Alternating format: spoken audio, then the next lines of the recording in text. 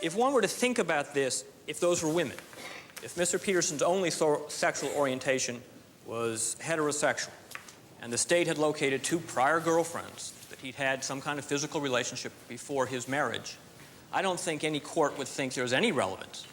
It would be ridiculous to suggest that that somehow reflects upon the state of your marriage to the extent that it would be relevant to whether you would commit a murder years later.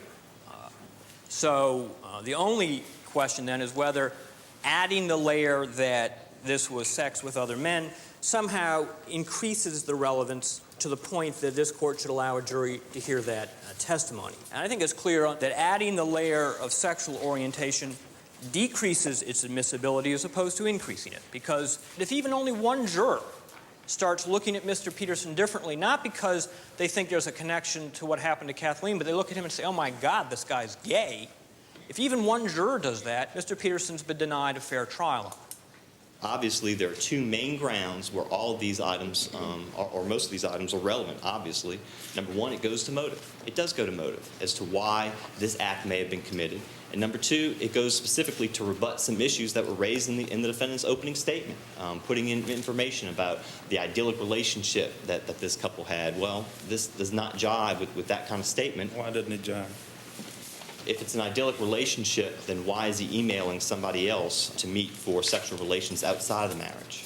You know, you're talking about a potential love triangle type thing here, and I think clearly that's a motive for murder. If it's not a motive for murder, then the entire soap industry dies, because that's what they base all their stories on.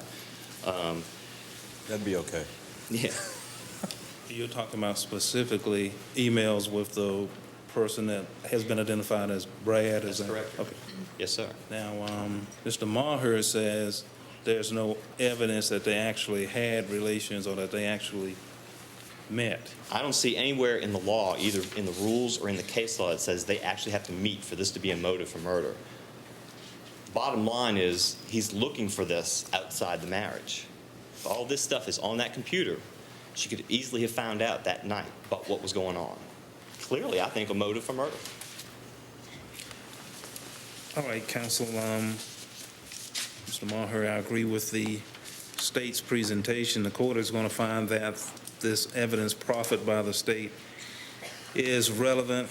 It goes to the issue of motive. It also goes to attack the idyllic marriage that the defendant has set forth through his counsel in his opening statement. Mr. Sachs, you prepared.